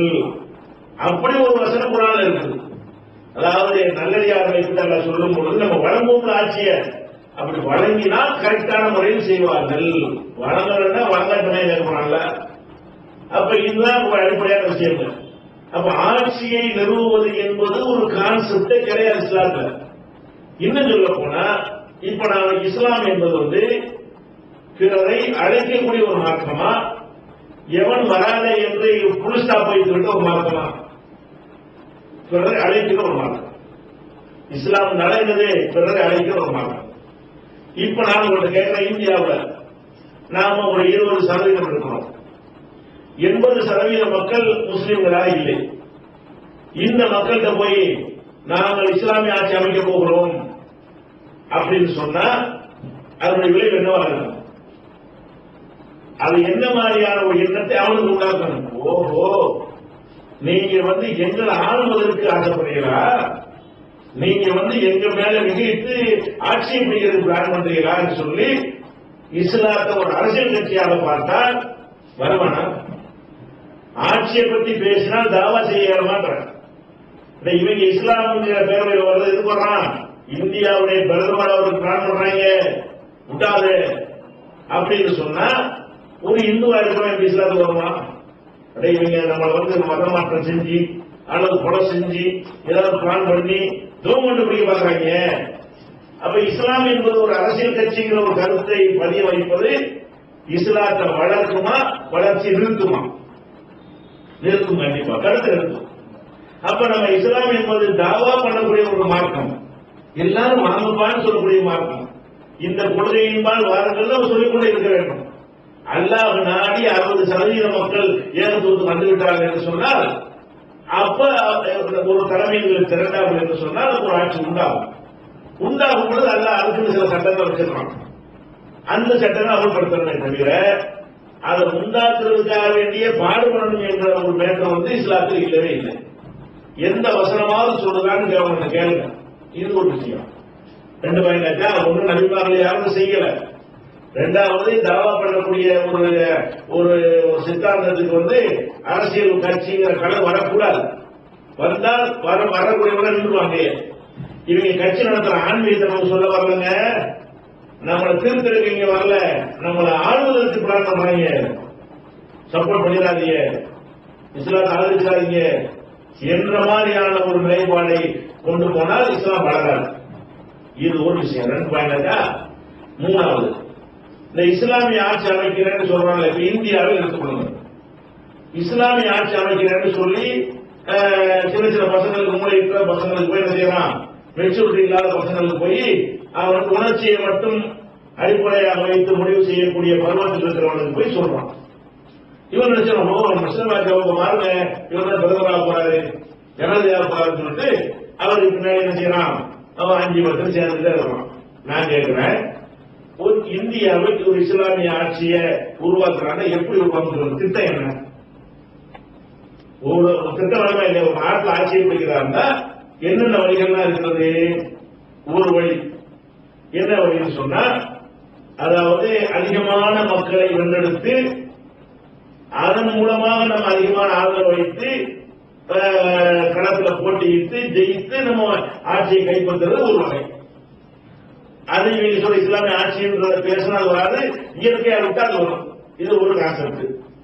20% இருக்கிறவன்லாம் என்ன ஆள முடியாது. எல்லா முஸ்லீம்களுக்கு பின்னாடி போனா ஆள முடியுமா? எல்லா முஸ்லீம் போக மாட்டாங்க. அது விஷயம். முஸ்லீம்ல 100% பேர் போகலாம். அனைத்து இஸ்லாமியர்களும் நான் இஸ்லாமிய ஆட்சி அமைக்க புறப்பட்டாலும் எப்படி நீங்க 80 பேர் இருக்கிறவங்க எப்படி ஆளுவ? எப்படி நான் ஓட்டு தானே ஜெயிக்க முடியும்? இது ஒரு வகை. இது இல்லாம ஆட்சியாளர் செய்யணும், ஒரு படையை திரட்டிட்டு போய் ஒரு மிலிட்டரி உருவாக்கி திடீர்னு புரட்சி எழுந்திருச்சு இந்திய ராணுவத்தோட மோதி ஆட்சி அமைக்கிறேன் கேட்கணும். எப்படி அமைக்க சொல்லுங்க, எப்படி அமைக்கிறேன்? இந்தியாவில் அணுகுண்டுதான் இருக்குது, நம்ம அணுகுண்டு தயாரிக்கணும், பீரங்கி தயாரிக்கணும். அப்ப ஏற்க பாட்டு என்னென்ன வகைகள்லாம் இருக்குதோ அதெல்லாம் இருக்கணும். கடற்படை இருக்கணும், ஆகாயப்படை இருக்க வேண்டும், அப்ப காலாட்படை இருக்க வேண்டும். அத்தனையும் வச்சு என்ன செய்வேன், திடீர்னு ஒரு நாள் எழுந்திருச்சு சண்டைக்கு இந்தியாவுக்கு போகணும், அதுல ஜெயிக்கணும். அப்ப இஸ்லாமிய ஆட்சி உண்டாகும். இந்த இஸ்லாமிய ஆட்சி மூலத்தில் அப்படி இருக்கிறாங்க. இவங்க இந்த மாதிரி இருக்காங்க. எப்படி அவங்க தேர்தலில் போட்டிட்டு மெஜாரிட்டியும் இல்லை, ஆட்சிக்கு சாத்தியமற்ற ஒன்றை ஒருத்தர் சிந்தித்து அவன் யாருக்கு இருக்கிறாங்க. எது சாத்தியமோ அதை சிந்திக்க வேண்டும். எது அல்லது இந்த வகையில் நாங்கள் இஸ்லாமிய ஆட்சியை உருவாக்க போறோம் சொல்லணும். அப்ப இஸ்லாமிய ஆட்சி உருவாக்க இங்க ஒரு அரசாங்கம் இருக்குது, இது அப்புறப்படுத்தி தான் நம்ம வரணும். எப்படி அப்புறப்படுத்துவது? ஒன்று தேர்தல் மூலம் அப்புறப்படுத்துவது, அது போய் நம்பர் ஒன்றை இல்லை. 2வது எப்படி அப்புறப்படுத்துவது? ஆட்சி அதிகார பலத்துக்கு தகுந்தவாறு அதுக்கு நெஞ்சின வகையில் நாம ஒரு படைகளை நிறுவி போர் செஞ்சு ஒரு நாள் எந்திரிச்சு டிக்ளேர் பண்ணிட்டு அப்படி செய்யறது வரணும். அதுக்கு அது ஏதாவது செய்ய அப்படிதான் திட்டம் வச்சிருக்கானா? ஒரு நாட்டுக்குள்ள உட்கார்ந்து செய்ய ஏழுமா? அப்ப ஒரு நாட்டு துப்பாக்கி வச்சிருந்தாலே அரை நாட்டு தூக்கிட்டு வருவோம். இதுதான் நம்ம நிலைமை ஒரு கவர்மெண்ட்டுக்குள்ள. அப்ப ஒரு நாட்டு துப்பாக்கியே கையில வச்சுக்கிறாம என்ன பண்ண போறாங்க? நாங்க இஸ்லாமியத்தை உண்டாக போறோம், எப்படி புரட்சி படம் உண்டாகலையா? அது படம் எப்படி இஸ்லாமிய ஆட்சி உண்டாகும் என்கிற ஒரு அடிப்படையில் பார்த்தோம். ஒரு இஸ்லாம் சொல்லலன்னு நான் சொல்லிட்டேன். இப்ப சொன்ன அறிவை கூட சிந்திக்கிறேன். நாம இவன் தான் ஒரு தலைவனாய் வசூலிப்பதற்காக வேண்டி ஒரு சித்தாந்தத்தை சொல்கிறான் என்றால் நமக்கு எங்க போச்சு அறிவு? கேழ்வரைகள் நெய்வழி இருந்தா கேட்கறவனுக்கு எங்க புத்தி போச்சுமாங்களா இல்லையா? அப்ப நமக்கு அறிவு வேணுமா இல்லையா? அப்ப அந்த அறிவு இல்லாம அது ஒரு விஷயம். அல்லது என்ன செய்யணும்? நம்மளே என்ன செய்யணும்? ராணுவத்தில் போய் சேரணும். சேர்ந்து படிப்படியா உயர்ந்து தளபதியா வரணும். ராணுவ தளபதியா வந்தது திடீர்னு ராணுவ புரட்சி செய்யணும்.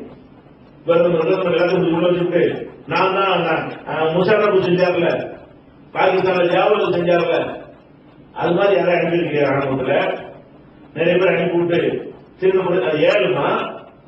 நீ தளபதியா போய் இருந்தா கூட கொஞ்சம் ஒன்று கேட்பானா? நீ மட்டும் தளபதியா உட்காந்துட்டு வாங்க புரட்சி நாடு இருந்துருவானா? அப்பவும் விளையாட்டு எங்க இருக்காது உன்னை சேர்க்க மாட்டான் ராணுவத்துல. அப்ப எப்படி உண்டான கேட்க எப்படி இந்தியாவில் இஸ்லாமிய உண்டாக போறது? எப்படி சொல்லு வழியை சொல்லு. ஊர் வழிகளை உண்டாக போறேன்னு சொன்னா ஒரு தடவை செய்யணும். பொங்கலை கட்ட போறேன், சரி பொங்கலை கட்ட போறேன், இடம் கட்ட போறேன், அது போய் காசு கட்டுவேன். ஆனா என்ன இடம் எங்கடா வாங்கியிருக்கிற? கட்டுவனா கட்டணும். சொந்த வீடு வேணுமா இல்ல அவருக்கு? அவன் நாம வேணும் அதான் சொல்லுவாங்க. எங்கடா கட்ட போறீங்க? கட்டுவோம். இடம் எங்கடா கட்டுவோம், ரூபாய் எங்கடா கட்டுவோம். இவனை என்ன செய்யணும்? என்ன கணக்கு சேர்க்கணும்? அப்ப இஸ்லாமிய ஆட்சி உண்டாக்குறது அப்படி கான்செப்ட் இஸ்லாத்துல இல்ல.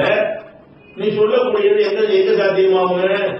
ஒரு இஸ்லாம் முஸ்லீம்கள் அதிகமா வாழக்கூடிய ஒரு நாட்டில் சொன்னாலாச்சு அது சாத்தியமாகும். அது கூட சாத்தியமாகுங்க. இந்த இஸ்லாமிய ஆட்சின்னு சொல்ல போனால, இந்த இஸ்லாமிய ஆட்சின்னா எந்த இஸ்லாமிய ஆட்சி? ஏன்னா இஸ்லாம்ங்கிற பேர்ல பல குழுகள் இருக்கிறது. இப்ப தர்காவுக்கு போறவங்க எல்லாம் இஸ்லாமிய ஆட்சி அமைச்சாங்க. என்ன நடக்குது? பள்ளிவாசல் தர்காவுக்கு போவாங்க. ஒருத்தர் ஜாப விட மாட்டாங்க, அவன் தர்காவை கட்டி போவாங்க. அப்ப அந்த இஸ்லாமிய ஆட்சியா? அதான் சாமியார்கள் வாங்கிக்காமல் பிரிச்சு கிடக்கிற மாதிரி ஒரு சட்டம் வச்சிருக்கிறாங்களே, அந்த இஸ்லாமிய ஆட்சியா? அந்த இஸ்லாமிய ஆட்சியை உண்டாக்குனா நீ சாமி படி சட்டம் கொண்டு வருவியா? குற்றவியல் சட்டம், ஹனபி சட்டத்தை கொண்டு வர போறியா? மாலிக் சட்டத்தை கொண்டு வர போறியா?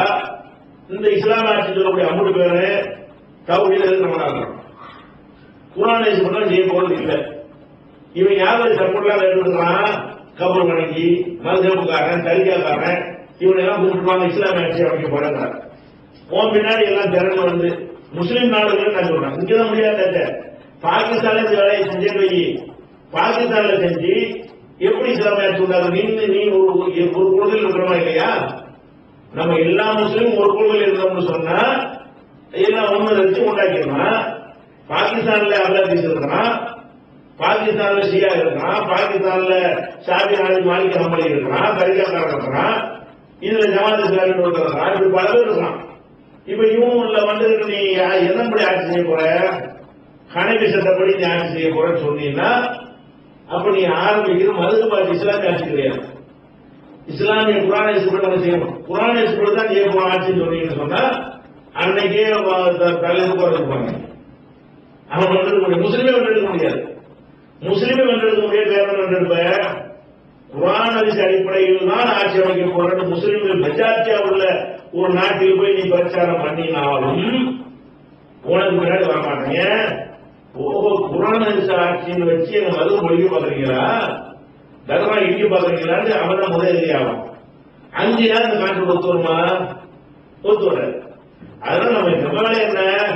மார்க்கத்தை குர்ஆன் ஹதீஸ் சொல்லி மறுமையில் வெற்றி பெறுவதற்கு ஏற்ற வகையில நல்லவர்களாக உருவாக்குங்க. தவறான நம்பிக்கை உள்ள மக்களுடைய தவறான நம்பிக்கைகளை போக்குங்க. அவங்கள ஓரிரை வணங்கக்கூடிய மக்களா மாத்துங்க. அப்படிதான் ஒண்ணும் இல்லாத நாட்டில் வந்து ஒரு மக்கள் உருவாகி இருக்கிறோம், 20 மக்கள் இருக்கிறோம். இவங்கள ஒரு சரியான முஸ்லீம்களாக வரல. இவங்களை சரிப்படுத்துற வேலையை பார்க்கணும். 2 வேலை நம்ம செய்ய வேண்டியிருக்குது. இருக்கிற முஸ்லீம் உண்மை முஸ்லீம் வாழ செய்யணும். அரசியலுக்காக இல்லை, ஜனாதிபதி எம்எல்ஏ ஆவதற்காக இல்லை, மறுமைக்காக வேண்டி. நல்ல முஸ்லீமா வாழ செய்யணும். முஸ்லீம் அல்லாத மக்கள் எனக்கு வந்து எடுத்து சொல்லி அவனை இஸ்லாத்துக்கு கொண்டு வரணும்.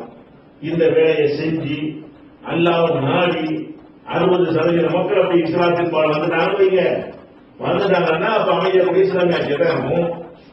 சரியான இஸ்லாத்துல வந்துட்டாங்கன்னா அவனை 72 இஸ்லாத்துல இருந்தான்னு சொன்னா அப்ப கூட அந்த ஆட்சி அமையாது. ரசூலுல்லாஹ் காலத்துல எப்படி ஒரு ஜமாத்தா இருந்துச்சோ அந்த மாதிரியான ஒரு நிலை உண்டானால் மட்டும்தான் அது கூட சாத்தியமாகும். அப்ப இது நபிமாருக்கு தான் சாத்தியமாகும். இது கூட முஸ்லீம்களுடைய ஆட்சி வேண்டாம் உண்டாகலாம், இஸ்லாமிய ஆட்சி உண்டாகும். சவுதி அரேபியாவில் முஸ்லீம்களுடைய ஆட்சி இருக்கிறது, அது இஸ்லாமிய ஆட்சியா? எகிப்துல முஸ்லீம்களுடைய ஆட்சி இருக்கிறது, அது இஸ்லாமிய ஆட்சியா? கிடையாது. அப்ப நம்ம இஸ்லாமிய ஆட்சி உண்டாகப்படும் சொல்லக்கூடியவங்க எல்லாம் நபிமார்களுக்கு மட்டும்தான் ஒரு தலைமையில் ஒன்று சேர்க்க முடியும். நபிமார்கள் அல்லாதவர்கள் வந்து எப்படி மாதத்தில் 78 ஒரு குடும்பம் ஆக்க முடியும்? சாத்தியப்படாது. முஸ்லிமையே ஒரு அணியில ஊட்டு திரட்டுவதற்கு முடியாத பொழுது அனைவரையும் எகிப்து நான் ஜெயிக்க போறேன்னா எப்படி இது? அதனால வந்து இஸ்லாமிய ஆட்சிங்கிறது வந்து ஒரு மக்களுடைய அறியாமையை பயன்படுத்தி ஒரு கனவுலகத்துல வாழ செய்வது மனநோய்கள். கனவுல வாழக்கூடாது. மனிதன் வந்து நிஜ உலகத்துக்கு தகுந்தவாறு சிந்திக்க வேண்டும். கனவுலகத்தில் வாழ வைப்பது என்பது என்னவெல்லாம் பாதிக்க தெரியுமா? எல்லாரும் நம்முடைய கனவுல போனா ஒரு மண்டைக்கு யாரும் படிக்க மாட்டான் அப்படின்னு தெரியுறாங்க. இஸ்லாமிய ஆட்சிக்கு தெற்கு போதை பிடிச்ச உடனே அவன் என்ன பண்ணான்? அவன் நினைக்கிறான் நாளைக்கு வரணும், நாளைக்கு இஸ்லாமிய வரும்போது வரணும் அப்படிங்கிற மாதிரியான ஒரு கனவுல வாழ்ந்து கொண்டு படிக்கிறது கிடையாது, வீட்டுக்கு அடைந்தது கிடையாது, வீட்டுக்கு காயத்துல கேட்பது கிடையாது. உடனே கிளம்பி வாங்க இஸ்லாமிய ஆட்சி அமைக்கிறோம் கிளம்பி போயிடுவாங்க. எதுக்கு? இவன் நேற்று படிக்கிற அடிக்கிறதுக்காக. இதுதான் இஸ்லாமிய ஆட்சி கூட்டம் நடத்தி கொண்டிருக்கே தவிர இஸ்லாமிய ஆட்சிங்கிற வார்த்தை அவன் சொல்லக்கூடாது. இன்னும் சொல்ல போனா இப்ப நம்ம நாட்டில் கூட இஸ்லாமிய ஆட்சி அமைக்க போறோம் சில பேர் கிளம்புறாங்க. கிளம்புனா என்ன செய்யறாங்க? நான் வந்து மார்க்க ரீதியா உள்ளதுனால நம்ம இயக்கங்கள்ல பேர சொல்ல தேவையில்லை. மார்க்க ரீதியா உள்ளது தப்பு செஞ்சாங்கன்னா சொல்லதான் செய்யும். அப்ப இயக்க ரீதியாக ஒரு இயக்கம் இந்த மாதிரி நாங்கள் இஸ்லாமிய ஆட்சி அமைக்க போறோம்னு சொல்லி ஒரு இயக்கம் நம்மளால பேசியிருந்தாங்க. தேர்தலில் போட்டியிடக்கூடாது, ஓட்டு போட தராங்கன்னு சொன்னாங்க. அவங்க இப்ப என்ன ஆயிட்டாங்க? அவங்க தேர்தல் நிக்கிறாங்க, ஓட்டு போடுறாங்க, நம்ம எல்லாம் போச்சு. அவங்க ஒரு சபையில ஒரு மேடையில் உட்கார வைக்கும், சங்கராச்சாரம் மேல வச்சு கீழே உட்கார்ந்து இருக்காரு. யாரு? இஸ்லாமிய ஆட்சி அமைக்க போறவர். அப்ப நீ என்ன இஸ்லாமிய ஆட்சி அமைக்க போற? தெரிஞ்சு போச்சா? அதே மாதிரி வந்து என்ன செய்யறாங்க? இன்னொரு கூட்டம் இஸ்லாமிய ஆட்சி அமைக்க போறோம்னு வந்துட்டு அவர் தலைவர் இப்ராஹிம், செயலாளர் வந்து கந்தசாமி, பொருளாளர் வந்து ஜார்ஜி இஸ்லாமிய ஆட்சி அமைக்க போறாங்க. இஸ்லாமிய ஆட்சி அமைப்பு கட்சி ஆரம்பிச்சாங்க. அந்த கட்சியில பாத்தீங்கன்னு சொன்னா அரசியல் கட்சியில மத அடிப்படையில் அரசியல் கட்சி இருக்கக்கூடாதுன்னு அதுக்காக என்ன செய்யறது? 3 மதத்துக்காரங்களுக்கு பதவி கொடுக்கப்படும் சொல்லிட்டு இப்ப இவங்கெல்லாம் இருக்கும்போது நம்ம இஸ்லாமிய ஆட்சி ஆகணும். இவர்களெல்லாம் சேர்ந்து அமைக்கக்கூடிய ஆட்சி இஸ்லாமிய ஆட்சி இருக்குமா? அப்ப என்ன ஒரு பழக்கம் உண்டாக்க வேண்டியது, தேர்தலில் போட்டியிட வேண்டியது. ஏதாவது ஒரு சந்தர்ப்பங்கள்ல ஒரு திமுக கூட்டு வச்சு ஒரு எம்எல்ஏ தந்தாங்க வைங்க, அதை வச்சு எம்எல்ஏ வந்துட்டு முடிஞ்சு வச்சு கனவு. இதுக்குதான் உங்களுடைய இஸ்லாமிய ஆட்சியா? நிஜமா செய்ய போறீங்களா? சொல்லுங்க. நிஜமா செய்வதா இருந்தால் நம்ம அது நிஜமா செய்வதா நானும் ஆதரிக்க மாட்டேன். ஏன் மார்க்கம் சொல்லல. ஆனா நீ மற்ற பொதுவானவர்கள் ஆதரிக்கிறதா இருந்தால் நிஜமா இருந்தா நீங்க ஆதரிக்க, நிஜமா இல்லாத உன்னை ஆதரிக்கிறீங்க. எப்படி செய்வாங்க? தன்னை வளர்த்துக்கிறதான எல்லாம் செய்யலாம். தனது குடும்பத்தை உண்டாக்கி கொண்டு என்பதை தவிர இஸ்லாமிய ஆட்சி உண்டாக்குவதற்குரிய திட்டம் என்ன? ராணுவ ஆட்சியா அல்லது ஒரு ஆட்சி பரம்பரை ஆட்சி உண்டாகும்? அப்படி இருந்தாலும் ஒத்துக்கலாம். எங்க வாப்பாரா இருக்காரு, பிரதமரா இருக்காரு, மன்னரா இருக்காரு, அவர் வந்து இஸ்லாமிய நான் முஸ்லீம் ஆயிட்டேன், அவர் செத்தவன் ஆட்சிக்கு வந்து இஸ்லாமிய ஆட்சி உண்டாக்க போறாரு அப்படியாச்சும் ஒரு கான்செப்ட் இருந்தாலாவது ஏற்றுக்கலாம். அப்ப பரம்பரை ஆட்சியிலே ஒரு ஆட்சி வர முடியாது. ராணுவ புரட்சி பண்ணி வருவதற்கான பெருமை கிடையாது. மெஜாரிட்டி அடிப்படையில் வரக்கூடிய பெருமை கிடையாது. பெரிய ஒரு ராணுவ படையை உண்டாக்கி யுத்தம் செய்து ஜெயித்து ஒரு நாட்டுக்கு ஆட்சி ஆகக்கூடிய கான்செப்ட் கிடையாது. இந்த நாளத்தோடு நான் சிந்திச்சு பார்த்த வகையில வேற ஒரு வகையில ஆட்சி உண்டாகிறதுக்கு எந்த ஒரு முகாந்திரமும் இல்லை. எந்த அறிவாளத்தை கேட்டால் வேற ஒரு முகாந்திரம் சொல்ல இயலாது. அப்ப ஏன் ஒரு முகாந்திரம் இல்லாத ஒன்றை நோக்கி மக்கள் அழைக்கிற, உன் வாழ்க்கையை வீணாக்குற, ஏகத்துவத்து மக்கள் சொல்லி பிரச்சாரம் பண்ணி இஸ்லாமிய கொண்டு வர வேலைப்பாடு. ஒரு காலத்தில் நம்ம கொண்டு தள்ளுபட காலத்துல ஏதாவது ஒரு நல்ல மெஜாரிட்டியை கொடுத்து ஒரு அமைச்சிட்டு போது அவன் இஸ்லாமிய அமல்படுத்திட்டு போனான். அல்ல தந்தா தானே கேட்க திருநா கைவட்டம் கேட்பானா? ஆட்சி தவிர வெட்டல அவ்வளவுதானே. குறைச்சி குலையை கொடுக்கணும்னு கேட்பானால அது அரசாங்கம் செய்யறவங்க எனக்கு அரசாங்கம் தரல. ஒவ்வொரு முஸ்லீம் உள்ள கேள்வி அது. ஆட்சி யாரு கொடுத்தா அவனுக்குரிய கேள்வி அது. அதனால வந்து இலவச ரூபாய் திருத்தா கையோட கொண்டு வர முடியுதோ? திருநா கையோட சொல்லி யார் கொண்டா இறங்குவாங்க? இஸ்லாமிய அரசாங்கம் உண்டான வெட்டனர் இருக்கலாம் விட முடியாது. அப்ப இந்த மாதிரியான ஒரு அறமுறையா மக்களை வந்து செய்வது சிந்திக்க விடாமல் தடுத்து கொண்டிருக்கிறார்கள். இஸ்லாமிய ஆட்சிக்கிற கான்செப்ட் வந்து மிகப்பெரிய ஒரு அயோக்கியத்தனம், மோசடி, தில்லுமுள்ளு, ஃப்ராடு, இஸ்லாத்துக்கு எதிரானது என்பதை நீங்கள் புரிந்து கொள்ள வேண்டும். இன்னும் சொல்ல போனா இந்த இஸ்லாமிய ஆட்சிங்கிற கான்செப்டை எடுத்த பிறகுதான் முஸ்லிம்களை அடிச்சு கொள்வதெல்லாம் உண்டானது. 72 கூட்டத்தில் யாரு என்ற தலைப்பு நான் தெளிவாக சொல்லியிருக்கிறாங்க. ரசூல்லா காலத்துக்கு பிறகு ஒழுங்கான ஒரு சமுதாயத்தை ரசூல்லா உண்டாக்கிட்டு போனாங்க. நான் ஆட்சியா நீ ஆட்சியா டாபிக் வந்ததுனாலதான் முஸ்லிம்களுக்குள்ளே சண்டை நடந்தது. ரசூல் ஸல்லல்லாஹு ஹஜ்ஜத்துல் விதாவுல சொன்னாங்க, எனக்கு பிறகு நீ காபிராகி விடாதீர்கள், ஒருவர் வெட்டி கொண்டு காபிராகி விடாதீர்கள் என்று சொன்னார்கள். ரசூல்லா காலத்துக்கு அதெல்லாம் நடந்துச்சு. நான் ஆட்சியா நீ ஆட்சியாகிறதுதான் ஒரு இஸ்லாமிய கான்செப்டாக ஆகி பல உயிர்களை, நல்ல உயிர்கள் பலி கொடுக்கப்பட்டு ஒரு 200 ஆண்டுகள் ரசூல்லா காலத்துக்கு பிறகு 200-300 ஆண்டுகள் ஒரே ரத்தம். யார் ரத்தம்? முஸ்லீமுக்கு ரத்தத்தை முஸ்லீம் ஓட்டுவது நடந்துச்சு. அதுக்கப்புறம் 300 ஆண்டுகளுக்கு பிறகு இதுதான் முஸ்லீமத்துன்னு சொல்லிட்டு இந்த சிந்தனையை கைகளில் விட்டு அவங்க மார்க்க அடிப்படையில் மக்கள் செயல்பட ஆரம்பித்தார்கள். 1000 வருஷம் நல்லா போயிட்டு இருந்துச்சு. திரும்பி ஒரு எகிப்தில் ஒரு திருக்கணக்கு இந்த மாதிரி இஸ்லாமிய ஆட்சி கூப்பிடுச்சு. அவன் ஆரம்பிச்சு வச்சான். அன்னையில இருந்து தான் குண்டு வெடிப்பு, பள்ளியாசல குண்டு வைக்கிறது, அந்த குண்டு இவன் பண்றது, இந்த குண்டு அவன் பண்றது எல்லாம் எப்ப ஆரம்பிச்சு இஸ்லாமிய ஆட்சி கான்செப்ட் எடுத்துக்கொண்டு அவன் ஆட்சியருக்கும் முஸ்லீம் தான் இருக்கான். நான்காவது போய் ஆளப்பொண்ணு கிளம்பி அவனை கொடுறது, இவனை கொடுறது, முஸ்லீமை கொடுறது, ஜனாதிபதியை கொடுறது, எம்எல்ஏ கொடுறது, எல்லாருமே முஸ்லீமா இருப்பான். ஒருத்தர் வெட்டிக்கிட்டு சாவுறதுலாம் இப்போ வந்துச்சு. 200-300 இருந்தது. திரும்ப ரிவர்ஸ் ஆனது எப்போ கேட்டா திரும்பவும் இஸ்லாமிய ஆட்சியை உருவாக்க போறோம்னு இப்ப ஆரம்பிச்சாங்களோ அன்னையில இருந்து இப்ப என்ன நடந்து கொண்டிருக்கிறது? பள்ளிவாசல்ல குண்டு வைப்பு நடக்கிறது. அதுதான் முஸ்லீம் கொள்வது நடக்கிறது. அப்ப கொள்றவன் முஸ்லீமும், காத்திர முஸ்லீம், மற்றொரு முஸ்லீம், இதெல்லாம் இந்த இஸ்லாமிய ஆட்சி கான்செப்டாலதான் வந்திருக்குது. அது முந்தி கிடையாது, 1000 வருஷமா கிடையாது. ரசூலுல்லாஹ் காலத்துக்கு 300 வருஷமா இருந்தது. அதுக்குள்ள 1000 வருஷமா வெட்டிங்க சாவல. திரும்பவும் இதெல்லாம் ஆட்சியை போயிட்டு இஸ்லாமிய விஷயம் 1000 வருஷத்துல மக்கள் வளர்ந்துட்ட பிறகு திரும்ப எப்ப அந்த ஆயுதத்தை கையில் எடுத்தாங்களோ சித்தாந்தத்தை மறுபடியும் இது நடந்து கொண்டிருக்கிறது. ஒருத்தவங்க கொள்ளணும் தான் எப்ப ஆட்சி வந்துருச்சோ அவங்க கூட நம்ம ஆட்சிக்கு கொள்ளணும் அதான் வரும். அதனால இது ஒரு பைத்தியகாரத்தனமான ஒரு விஷயம் என்பதை நீங்க சிந்தித்து பார்த்து புரிந்து கொள்ள வேண்டும்.